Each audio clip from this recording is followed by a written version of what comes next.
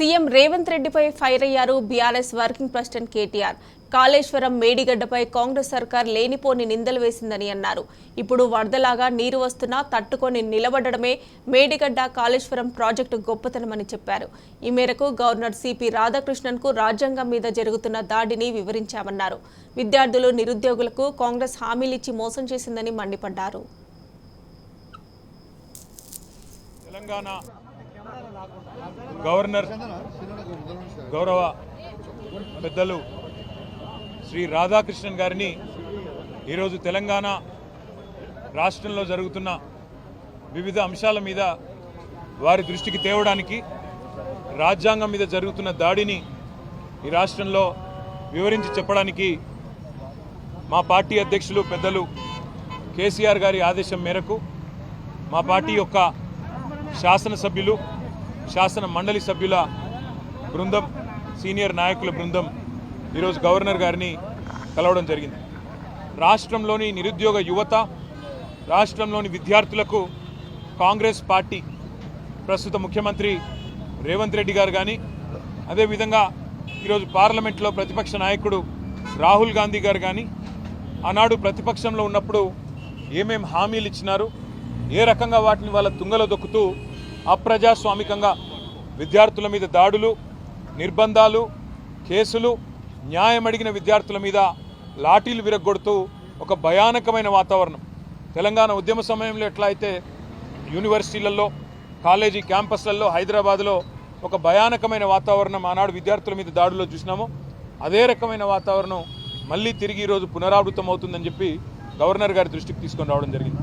మొదటి సంవత్సరంలోనే, ప్రభుత్వం ఏర్పడ్డ మొదటి సంవత్సరంలోనే 2 లక్షల ఉద్యోగాలు ఇస్తామన్న రాహుల్ గాంధీ గారి మాట, జాబ్ క్యాలెండర్ అని చెప్పి పత్రికల్లో పుంకాలుగా ఫ్రంట్ పేజీల్లో ఇచ్చిన అడ్వర్టైజ్మెంట్లు, ఇవన్నీ కూడా వారి దృష్టికి తీసుకొచ్చినాం.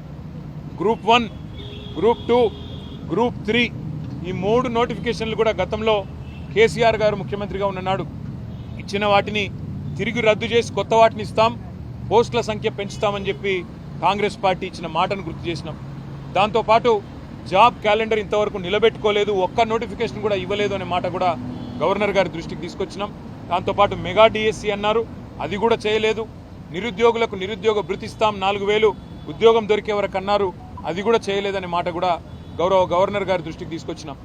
అన్నిటికీ మించి సిటీ సెంట్రల్ లైబ్రరీలో ఉన్న చదువుకుంటున్న విద్యార్థులను బయటికి ఇచ్చుకొని రావడం, ఉస్మానియా యూనివర్సిటీ హాస్టల్లో ఉన్న విద్యార్థులను ఇవాళ వారి మీద దాడులు చేసి మరి పోలీసులు అప్రజాస్వామికంగా వ్యవహరించడం, ఇవన్నీ కూడా గవర్నర్ గారి దృష్టికి చాలా వివరంగా మేమందరం కూడా వివరించి చెప్పడం జరిగింది. గవర్నర్ గారు చాలా గట్టిగా స్పందించినారు. హోమ్ సెక్రటరీని నేను పిలుచుకుంటాను, తప్పకుండా అన్ని వివరాలు అడుగుతాను, విద్యార్థుల మీద ఈ రకంగా జరగడం మంచిది కాదు అని కూడా వారు అన్నారు. ఇవాళ విద్యార్థులు నిరాహార దీక్షలు చేస్తున్నారు, కొంతమంది ధర్నాలు చేస్తున్నారు, చివరికి కొంతమంది ఢిల్లీ దాకా పోయి అక్కడ కూడా గొడవ చేస్తున్నారు సార్ అని చెప్పి వారికి అన్ని కూడా వివరంగా చెప్పడం జరిగింది. తప్పకుండా నేను స్పందిస్తాను, గవర్నమెంట్కు ఈ విషయంలో తప్పకుండా అడుగుతాను అని చెప్పి కూడా గవర్నర్ గారు చెప్పడం జరిగింది. పార్టీ ఫిరాయింపుల నిరోధక చట్టాన్ని తుంగలో దొక్కుతూ మరి కాంగ్రెస్ పార్టీ ఏ రకంగానైతే ఈ రాష్ట్రంలో ఇప్పటికే 10 మంది బీఆర్ఎస్ ఎమ్మెల్యేలని, 8 మంది బీఆర్ఎస్ ఎమ్మెల్సీలని తన పార్టీలో చేర్చుకున్నదో కూడా గవర్నర్ గారికి సోదాహరణంగా వివరించినాం. మేము ఇప్పటికే న్యాయ పోరాటం చేస్తున్న విషయం కూడా గవర్నర్ గారికి చెప్పాం. స్పీకర్ గారిని కలిసి అభ్యర్థించింది కూడా చెప్పినాం, తేదీలతో సహా. ఒక అభ్యర్థి అయితే ఖైరతాబాద్ ఎమ్మెల్యేగా బీఆర్ఎస్ టికెట్ మీద గెలిచి మొన్న పార్లమెంటు కాంగ్రెస్ టికెట్ మీద పోటీ చేసిన విషయాన్ని కూడా వారికి సోదాహరణంగా చెప్పడం జరిగింది. గవర్నర్ గారు ఆ విషయంలో కూడా స్పందించారు.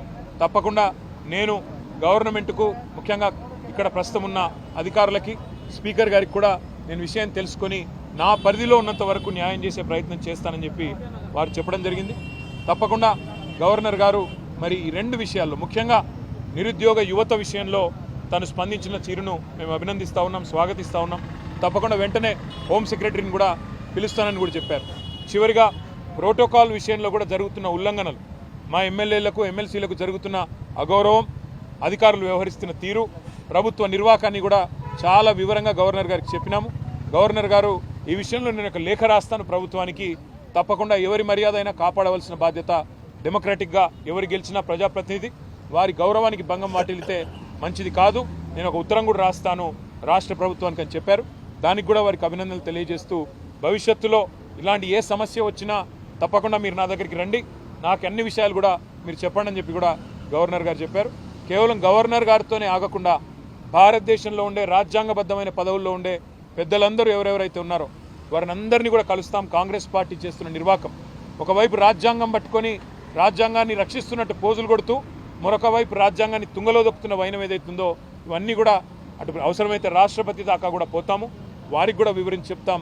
ముఖ్యంగా తెలంగాణ యువతకి మీ అందరికీ ఇచ్చే మాట, కాంగ్రెస్ ఇచ్చిన ప్రతి హామీ నిలబెట్టుకునేదాకా, పోస్టులు పెంచేదాకా, మీకు న్యాయం జరిగేదాకా మీ తరపున ప్రధాన ప్రతిపక్షంగా భారత రాష్ట్రంకి ఉంటుంది. కేసీఆర్ గారు ఉంటారు. తప్పకుండా మీ తరపున మీ హక్కుల కోసం మేము పోరాడతామని చెప్పి కూడా తెలియజేస్తూ, మేడిగడ్డ కొట్టుకుపోయిందని, కాళేశ్వరంలో లక్షల కోట్లు గంగపాలైందని చెప్పి చిల్లర మల్లర మాటలు మాట్లాడిన కాంగ్రెస్ పార్టీ ఏదైతే ఉందో ఇవాళ సిగ్గుతో తలదించుకోక తప్పదు. మేము మొదటి నుంచి చెప్పింది ఒకటే, అక్కడ జరిగింది చిన్న విషయం తప్ప పెద్దదేం కాదని చెప్పినాం. అన్నట్టుగానే కొన్ని రోజుల్లోనే రిపేర్లు పూర్తి చేసినారు.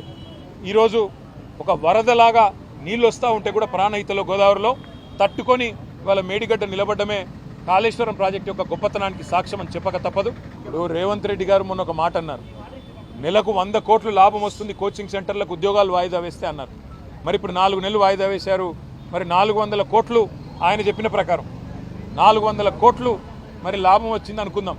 మరి అందులో ఏమైనా వాటాలు ముట్టినాయేమో కాంగ్రెస్ పార్టీకి ఆయనే చెప్పాలి.